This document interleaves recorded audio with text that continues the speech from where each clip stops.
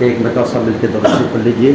اللہم صلی علی سیدنا محمد وعلی آل سیدنا محمد بارک وسلم. سبحانک لا علم لنا الا ما علمتنا انک انت العلیم الحکیم. نحمدہ ونصلی علی رسولہ الکریم اما بعد. فاعوذ باللہ من الشیطان الرجیم. بسم اللہ الرحمن الرحیم. کل نفس ذائقۃ الموت. صدق اللہ العظیم. محترم بزرگوں، دوستو، یہ اللہ رب العزت کا بڑا شکر ہے، فضل ہے، کرم ہے، احسان ہے کہ اس نے ہم کو کل عید الاضحیٰ کا دین عطا فرمایا، اس کی نمازوں کی توفیق عطا فرمائی، اس کی قربانیوں کا شرف بخشا، عبادتوں کی توفیق عطا فرمائی. الحمدللہ اللہ اسے بے انتہا قبول فرمائے. آج کا دن پھر جمعہ کا دن ہے. پھر آج جمعہ کی عبادت کی توفیق کے لیے اللہ نے بلایا، خطبہ سننے کے لیے بلایا، نمازیں پڑھنے کے لیے بلایا ہے، اور بھی آئندہ بلاتا رہے گا. اللہ سے دعا کہ اللہ تعالی ہم سب کو 5 وقت کی نماز پابندی سے موت تک پڑھتے رہنے کی توفیق دے. محترم بزرگوں، دوستو، اللہ تعالیٰ قرآن کریم میں فرما رہے ہیں کل نفس ذائقۃ الموت. ہر جاندار کو موت کا مزہ چکھنا ہے. جتنی جانیں دنیا میں آئی ہے آ کر چلی گئی، آج حیات ہے، اور آج کے بعد سے قیامت تک جتنی انسانیت دنیا میں آئی ہے، جو کچھ دنیا میں انسان کے علاوہ جاندار چیزیں آئی ہے، ان سب کو موت کا مزہ چکھنا ہے. نہ اس سے کوئی بچا ہے، نہ اس سے کوئی بچنے والا. یہ سب کو اس سے گزرنا ہے. دنیا میں انسان کے آنے کا راستہ ماں کا پیٹ ہے، اور دنیا سے جانے کا راستہ قبر کا پیٹ. اس کے درمیان میں انسان کی زندگی ہے. دوست آیا تھا ماں کے پیٹ سے، وہاں سے یہ دنیا میں اس نے قدم رکھا، اور جتنی زندگی متعین اللہ نے اس کے تقدیر میں لکھ دی تھی، وہ تمام زندگی گزارنے کے بعد پھر موت کے راستے سے اللہ نے بلا لیا. اسی لیے کہا جاتا ہے جب کسی کا انتقال ہو جائے تو کہو انا للہ و انا الیہ راجعون. کیوں کہو؟ کیونکہ یہ سب کچھ اسی کا تھا، اسی نے دیا تھا، اور پھر اسی نے لے لیا ہے، اور سب کو اسی کی طرف لوٹ کر جانا ہے. جب ہم یہ سوچیں گے نا تو زبان میں شکوہ شکایت کرنے سے بچیں گے. ہم یہ سوچتے ہیں یہ چیز میری تھی، اللہ نے لے لیا.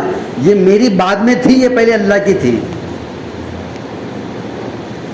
یہ میری بعد میں ہے. اگر میری اولاد ہے، میں اور کسی کی بیوی ہے، کس کا شوہر ہے، کس کے بھائی بہن ہے، کس کا بیٹا باپ ہے، یہ بعد میں ہے، لیکن یہ اللہ کا پہلے بندہ ہے.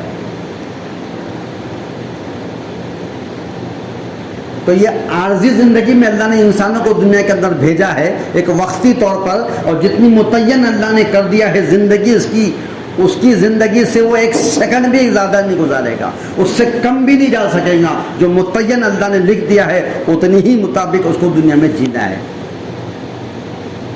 موت سے پہلے کوئی مار نہیں سکتا، زندگی دینے سے پہلے کوئی پیدا نہیں کر سکتا.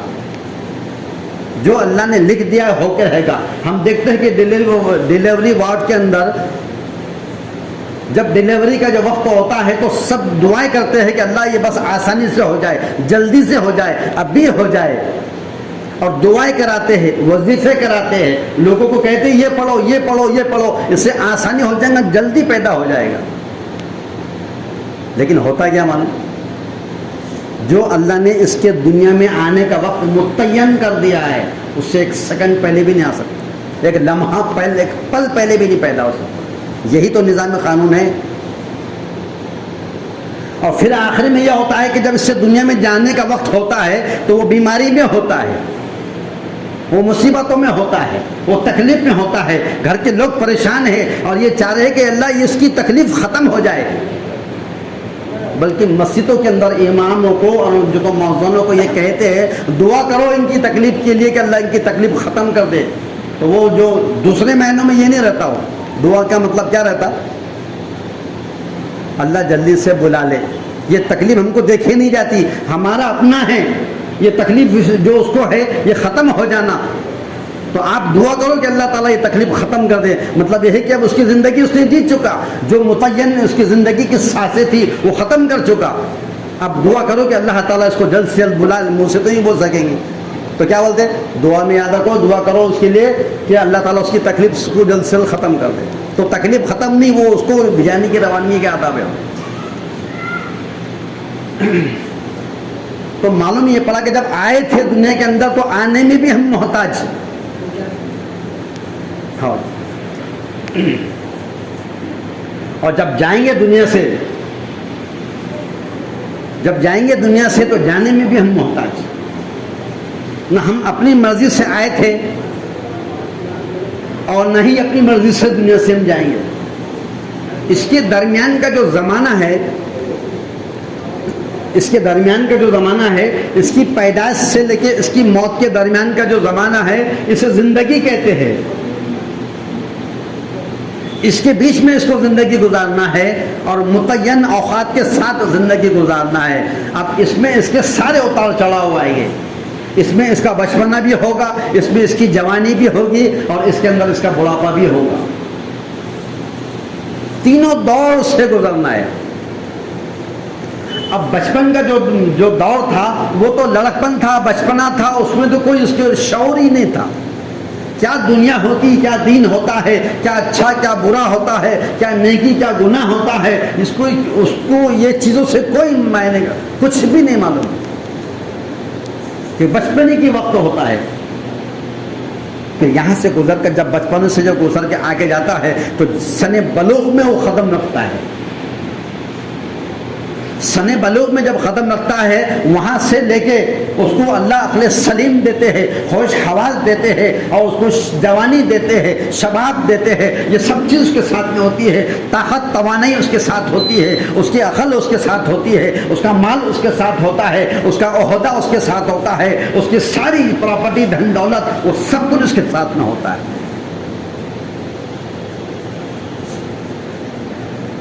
اور پھر وہ ساری چیزیں ہونے کے بعد اب اس کو زندگی گزارنے کا کہا جاتا ہے کہ اب تو جوانی کے ساتھ چل. یہ چیزیں تیرے استعمال کی ہے, یہ چیزیں تیرے استعمال کی ہے.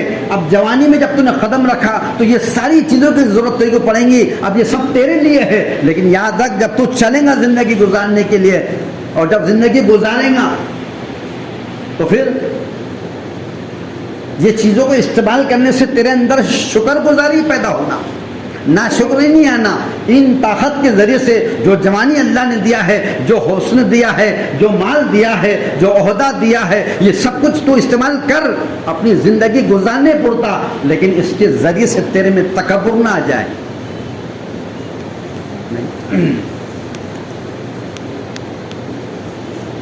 کیا نہ آ جائے؟ یہ جوانی تجھے ملی ہے, یہ حسن تجھے ملا ہے, یہ مال تجھے ملا ہے, یہ عقل تجھے ملی ہے, یہ عہدہ تجھے ملا ہے, یہ وراثت تجھے ملی ہے, یہ دولت تجھے ملی ہے. اس کے ذریعے سے اپنے اندر بڑائی پیدا مت کر, اپنے اندر عقل پیدا مت کر, اس کو استعمال کر. جب تو جوان ہوگا تو اس کی ضرورت پڑیں گی, اس لیے جوانی سے پہلے اللہ نے یہ سب دے دیا. اب ان نعمتوں پر اللہ کا شکر ادا کر, کیونکہ نعمتوں پر شکر کرنے سے نعمتوں میں اضافہ ہوتا ہے, اور ناشکری کرنے سے نعمتیں چھین لی جاتی. اب جب یہ زندگی گزارے گا, اس کے سامنے ساری چیزیں ہوں گی, اس کے سامنے راستے چلنے کی عقل بھی ہوں گی, اس کے سامنے دنیا کی ہر خواہش ہوگی, اس کے سامنے دنیا کا ہر فتنہ ہوگا, اس کے سامنے دنیا کے اندر زندگی گزارتے وقت اس کے سامنے سارے گناہوں کے اسباب ہوں گے. اب اس کو طے کرنا ہے کہ مجھے کس راستے پر چلنا ہے. آنکھیں اللہ نے دی ہے, دیکھنے کے لیے دی ہے. دیکھو, اگر نہیں دیے, اگر آنکھیں نہیں ہوتی تو کیسا جیتے تھے, کیسا دیکھتے تھے؟ محتاجی والی زندگی ہو جاتی تھی. لیکن اللہ جانتا ہے کہ میرا بندہ دنیا میں جئے گا, اس کو آنکھیں کی ضرورت پڑیں گی, اس لیے اللہ نے آنکھیں دے دیا. لیکن آنکھوں کے ساتھ اللہ نے اس کے ساتھ احکامات بھی لگا دیے. ایک متعین مقدار بتا دی گئی ہے کہ دیکھو, لیکن ان آنکھوں کو دیکھنے میں میرا خوف رکھو، مجھ سے ڈر کر دیکھو، جب دیکھنے کے لیے کہا جائے تو دیکھو، اور جہاں حکم آ جائے دیکھنے کا نہیں ہے وہاں اپنی آنکھیں نیچے، نظروں کو نیچے کر دو۔ یہ احکامات باندھ دیے، نعمتیں دی آنکھوں کی، نہیں ہوتی تو محتاجی ہوتی تھی، لیکن آنکھوں کے دینے کے بعد اب احکامات بھی لگا دیے ہیں کہ آپ دیکھو، لیکن کیا دیکھو؟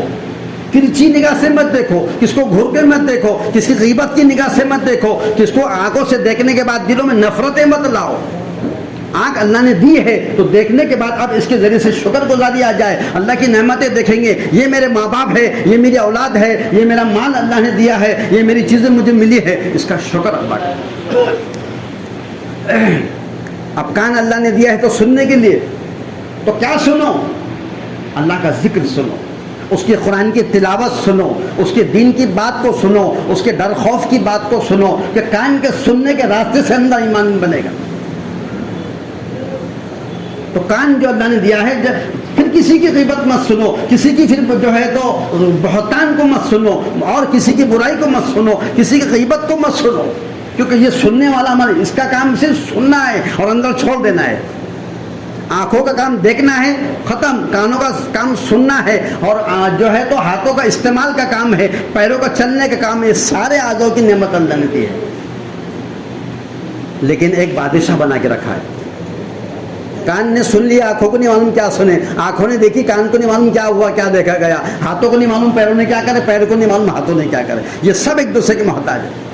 اب پھر کیا ہوگا؟ ایک بادشاہ تمہارے پاس ہے، وہ بادشاہ تمہارا میرا اپنا دل ہے، دل ہے۔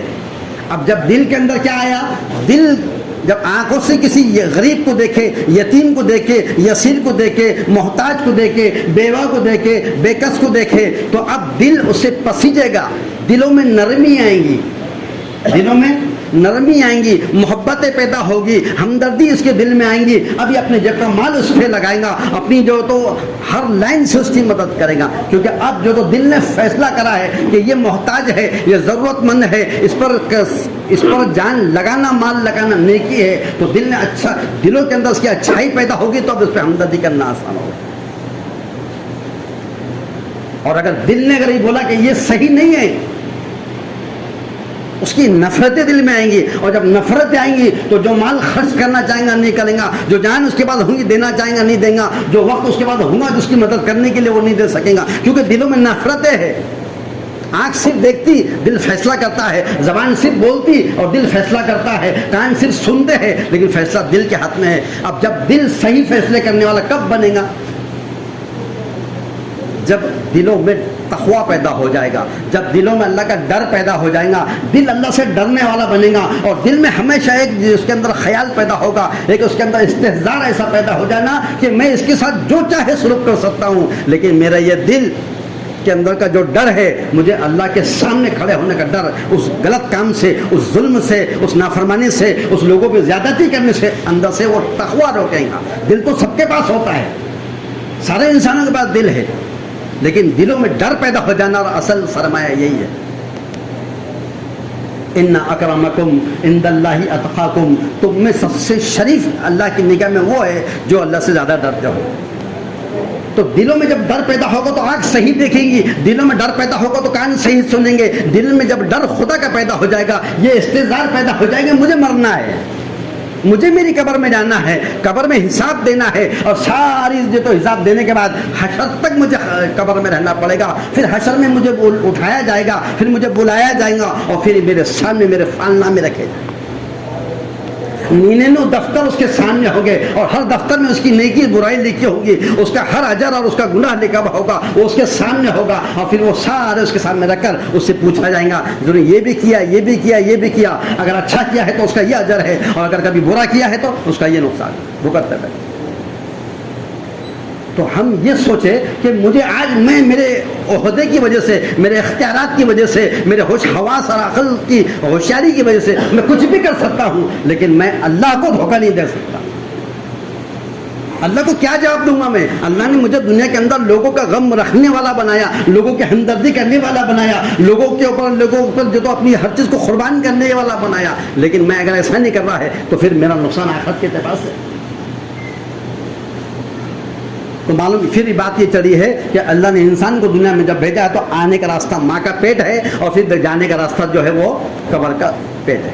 ان دونوں کے درمیان کی زندگی کے اندر جو اس کے پاس کی زندگی ہے وہ امانت ہے, وہ سرمایہ ہے, وہ پونجی ہے, اور اس کا صحیح استعمال کرنا اس کو آخرت کے اعتبار سے کامیاب کرے گا. اور اگر کبھی یہ اس کی زندگی کا یہ استعمال غلط کرتا ہے کبھی, تو یہی زندگی اس کے لیے حجت ہے, یہی زندگی اس کے لیے پکڑ ہے, یہی جو زندگی کا کچھ اس کا کرنا کرانا یہ آخرت کو بگاڑنے والا ہے. دنیا گزر جائیں گے, آخرت کی فکر کرو کہ میرے اندر اللہ کا ڈر پیدا ہو جائے, میں اللہ کے ڈر کے ساتھ جیوں. صحابہ کرام جب جیتے تھے تو ان کے سامنے صرف ایک چیز ہوتی تھی اور وہ اللہ کا ڈر ہے. اللہ کا ڈر جب سامنے ہوگا تو انسان کے اندر جو نفس ہے, اس کے اندر جو شیطان ہے, یہ جو لوگ اندر جو اس کے ساتھ میں ہے, وہ ہمیشہ جو غلط راستے پہ لے جائیں گے. ایک ہے اہدنا الصراط المستقیم, سیدھے راستے پہ چلانے کی دعا ہم کرتے ہیں. اللہ نماز میں سورہ فاتحہ میں کیا کرتے ہیں, اے اللہ ہم کو سیدھے راستے پہ چلا دے. تو وہ جو دعا کرتا ہے نماز کے اندر کیا بولتے ہیں, اہدنا الصراط المستقیم, اے اللہ مجھے سیدھے راستے پہ چلا. یہ خیال اس کے دل میں, یہ تقویٰ جو ہے اس کے اندر تقویٰ ڈالتا ہے. خیالات اس کے دل میں جو اچھے چلنے کے ہوتے ہیں, یہ اس کے اندر کی جو تو ایمان کے تقاضے اس کو چلاتے ہیں. اور پھر غیر المغضوب علیہم ولا الضالین جو ہے وہ کیا ہوتا ہے, اے اللہ مجھے ان راستے پہ چلنے سے بچا لے جو گمراہی کا راستہ ہے, جو ضلالت کا راستہ ہے, جو جہنمیوں کا راستہ ہے. ہم نماز میں یہی تو دعا کرتے ہیں.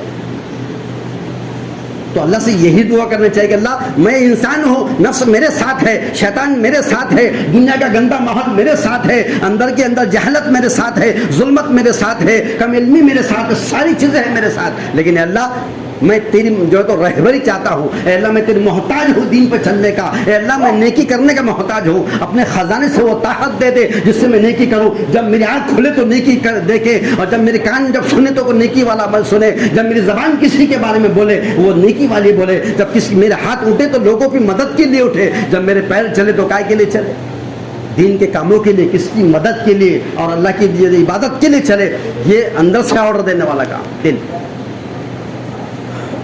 تو اللہ سے یہ دعا کرے اللہ تعالیٰ سے کہ اللہ یہ چھوٹا سا دل لگا دیا, بس میں گمراہی کی طرف جانا لوں تو اللہ میرے اندر ڈر ڈال دے, مجھے ایسی صحبت ڈال دے کہ جو میرے ساتھی, جو میرے اپنے, جو میرے جو تو قریبی اور جو میرے ہمدرد لوگ ہیں وہ مجھے گمراہی کے راستے سے ہٹا کر صحیح راستے پہ چلا. انسان ہے میں, شیطان بھی میرے ساتھ ہے, نفس بھی میرے ساتھ میں لگا ہوا ہے, اور نفس کا کام ہے انسان کو بہکا دینا. نفس کیا کرتا, نفس ہمیشہ انسان کو بہکاتا. ہمیشہ جیسا کہ واقعہ ملتا ہے, نفس کو کیا کرو, نفس کو کنٹرول کرو, نفس پر قدم رکھو, نفس کے اوپر ایک قدم ایسا رکھ دو کہ وہ کبھی اگر اٹھ کر گناہ کے لیے جب وہ کھڑا ہو تو ہم جو اس کو دبائے, اس کے اوپر قدم رکھ کے اس کو ایسا دبا دے کہ وہ اٹھنے کی ہمت نہ کر سکے. اور اللہ والوں کا یہی معمول تھا, جب بھی وہ کوئی اگر عمل, کوئی بھی اگر ایسا ان کے سامنے حرام کام آتا تھا وہ نفس پر قدم رکھ دیتے تھے. اور اگر کبھی کوئی غلطی ہو جاتی تھی تو اس کے لیے اور کوئی ایسا عمل کرتے تھے جس سے اللہ راضی ہوتا تھا, نفس دبتا تھا. ایک اللہ والے جنگل میں گئے, جنگل میں جب جا رہے تھے تو وہاں پر ان کو دیکھے کہ تربوز کی بیل دکھائی دی جس پہ تربوز لگے ہوئے تھے. تو دل اندر سے خیال کر رہا ہے, دل اندر سے تقاضا کر رہا ہے کہ ہم کو جو تو تربوز کھانا ہے. ظاہر بات ہے وہ کوئی ہوں گا نہیں تو کیسے اٹھا کے کھائیں گے, کس کا اٹھا کے کھا لے تو جائز نہیں ہوگا, حرام ہوگا, حرام لقمہ چل جائیں گا تو عبادتیں ضائع ہو جائیں گی, آخرت ختم ہو جائیں گی. اللہ کے رسول نے فرمایا جو جسم حرام مال کھا کے پلا ہو اس کے لیے جہنم سب سے بہتر ہے. تو اللہ والوں کے دل میں یہ خیال آیا تو کہنے لگے ہو میرا نفس مجھے حرام کھلانا چاہ رہا ہے. تو اپنے نفس کی اصلاح کے لیے, اپنے نفس کو سبق سکھانے کے لیے, اپنے نفس کو سزا دینے کے لیے کیا کرے انہوں نے, اپنا رومال نکال کے زمین پہ بچھا دیے, اور وہ جو تربوز کی بیل آتی ہے وہ ریت میں آتی ہے, ریت اس میں بھرے, اس کی پوٹلی باندھے اور کھاندے پہ ڈالے, اور جب چلنے لگے تو پیچھے سے گول ایسا لگا تربوز دکھائی دے رہا. کیا دکھ رہا, تربوز دکھائی دے رہا. کھیت کی مالک نے جب دیکھا کہ یہ تربوز لے کے بھاگ رہا ہے, اس کا آواز دیے, انہوں نے دیکھا یہ آ رہا ہے تو اور آگے بھاگے, انہیں اور قریب آیا, پھر یہ اور آگے بھاگنے لگے. اس نے ڈنڈا اٹھایا اور زور سے پھینک کے مارا, حضرت نیچے گرے. کھیت کی مالک نے ڈنڈا اٹھایا اور پیٹھ پہ زور سے مارا, اس کے بعد اور مارا, اس کے بعد پھر اور مارا. تو انہوں نے کہنے لگے بس اندر دل سے اپنے نفس سے کہتے تھے آپ کھا تربوز, آپ کھا تربوز. وہ جتنے مارتا تھا اتنی بار اپنے نفس سے کہتے تھے اب کھا تربوز. اور پھر جب سیر ہو گئے, کیا کھا کے بولو, مار کھا کے جب سیر ہو گئے, پھر کہنے لگے بھائی جب رومال کھول کے نکالے اس میں ریتی نکلی, شرمندہ ہوگا, میں معافی چاہتا ہوں, یا میں سمجھا آپ تربوز لے کے جا رہے ہیں. کہ بھائی تیری غلطی نہیں تھی, میرا نفس مجھے حرام کھلانا چاہتا تھا اور میں اس کو سزا نہیں دیتا تھا, یہ مجھے حرام کرا دیتا تھا, اس لیے اس کو سبق سکھانے کے لیے میں نے یہ کام کیا. کہیں ہم سے غلطی ہو جائے, کہیں ہم سے گناہ ہو جائے. انسان نے گناہ ہوتے, دودھ کے دھلے ہوئے تو ہے نہیں ہم, فرشتہ تو ہے نہیں. ہم برتن پہ برتن پڑے تو ٹکرائے تو آواز تو آنے والی ہے, کپڑے بدن پہ پہنے تو میلے ہونے والے ہیں. تو پھر کیا کہ اگر ایسی غلطی ہو جائے, ایسا گناہ ہو جائے, ایسا کوئی گناہ سرزد ہو جائے تو پھر کیا کرو, معافی مانگو, توبہ کر لو. توبہ کا دروازہ قیامت تک کھولا ہوا ہے. صحابی کوئی نہیں بن سکتا, لیکن ولی آپ بھی بن سکتے ہیں, میں بھی بن سکتا, بلکہ ہو سکتا ہم میں کوئی ولی ہوں گا. آخر بات, اللہ کے رسول نے فرمایا ہر 40 جس جگہ نماز ہوتی ہے, چاہے جنازے کی نماز ہو, یہ نماز ہو, جس جگہ 40 لوگ نماز پڑھتے ہیں اس میں ایک ولی ہوتا ہے, اور اس ولی کی طفل میں اللہ سب کی نماز قبول فرماتے ہیں. اللہ ہم سب کو عمل کرنے کی توفیق فرمائے.